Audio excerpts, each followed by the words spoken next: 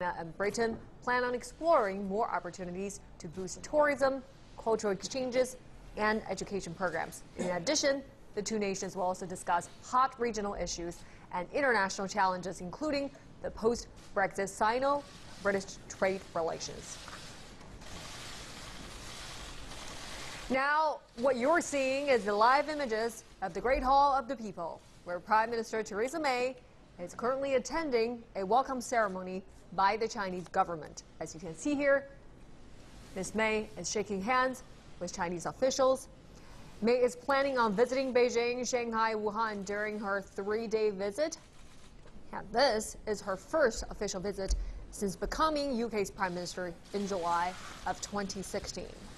The visit coincides with the 45th anniversary since the two nations exchanged ambassadors. Now we're seeing Premier Li Keqiang and Prime Minister May walking towards us and taking photos together. This is during Theresa May's welcoming ceremony. Like I said before, the visit coincides with the 45th anniversary since the two nations exchanged ambassadors. Now we see the British national anthem is being played right now live. God Save Our Queen, that's the national anthem.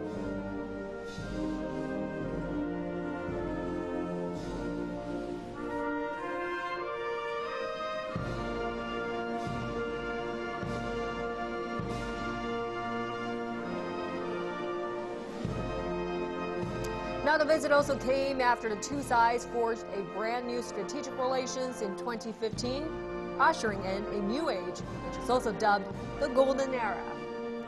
It signifies Sino-UK relationship. This is a new era and also a golden era. Right now, you're watching live images from the Great Hall of the People, where British Prime Minister Theresa May is being welcomed by the Chinese government. Right now, as the Chinese anthem being played. You can hear in the background, right after the British national anthem.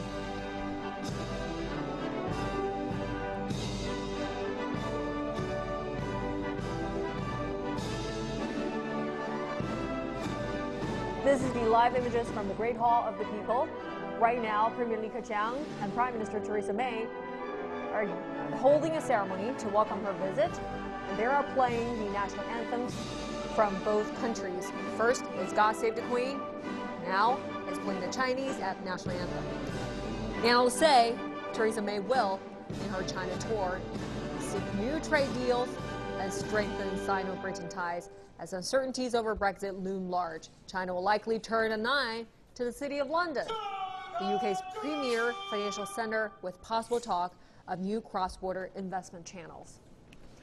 Now we're watching her ceremony being conducted with Chinese military involvement as well. Chinese Premier Li Keqiang is there to welcome her 3-day visit. Like I said before, she's going to be here for 3 days, which includes visits to Beijing, Shanghai, and Wuhan.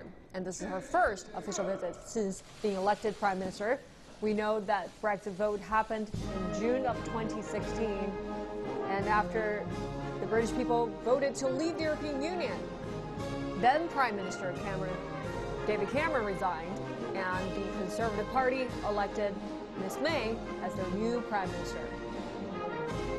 It's been a very tumultuous year for Prime Minister May as well, as she struggled to push forward her agenda with her parliament.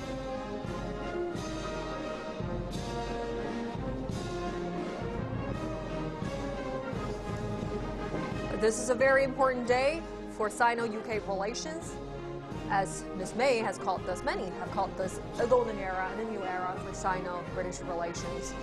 And China has become an ever important, probably more important than ever before, a trade partner for the United Kingdom, given that they are pretty much ready to at least give up part of the access to the European Union bloc. So right now, China is of ultra importance to the British leadership.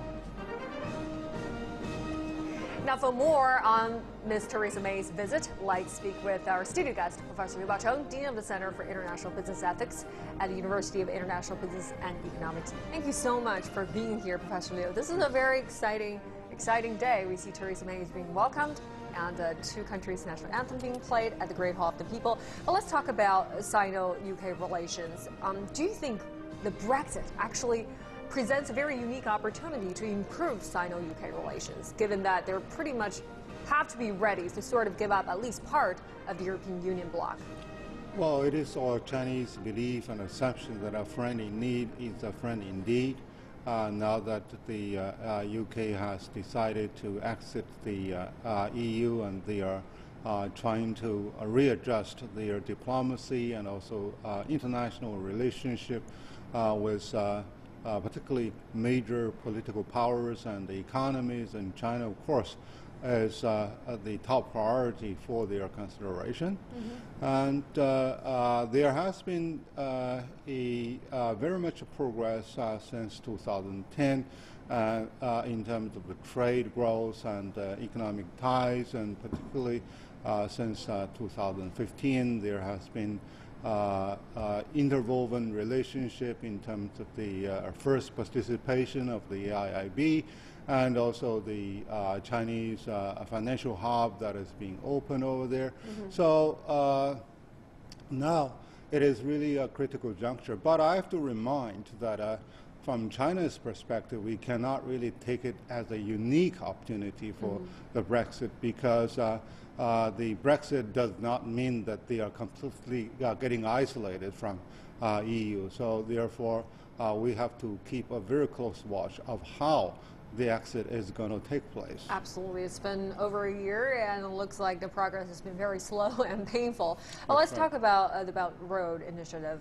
We know that, including Ms. May, has highly praised this initiative, given that China is such a mass market, and it shows that China is ready to cooperate with all the countries in the world.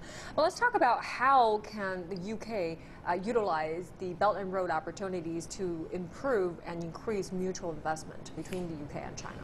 Well, the UK is experiencing a shift of their attitude. Actually, a couple of years ago, they have not been very enthusiastic about this one. I think part of the reason is that there has been lack of transparency in the Belt and Road program, so they take time to really understand the implication, and also to push China to bring up more concrete proposal to the table as how to participate. And now, you know, David Cameron has been very active in leading a fund to participate, and the UK actually is an expert in the whole world in fund management, in dealing with currency, which is badly needed for infrastructure development over the Belt and Road program. And also that China is proposing to bring up more green finance and green technologies in which the UK can really play a very important part. More importantly, I think UK and China are really in the same seat to propose an open trade, and also to live to the commitment of a multilateral trade agreement, which is really quite a plus for these two major economies to work forward against those, you know, protectionist the movement by major economies. That's right. We're going to be talking about that later. Thank you very much for your insights. That's Professor Liu Baocheng joining us here. He's going to be joining us later for more discussions. Now, Chinese Ministry of Foreign Affairs has said it hopes that the visit of British Prime Minister will achieve positive results and further enhance bilateral relations. The ministry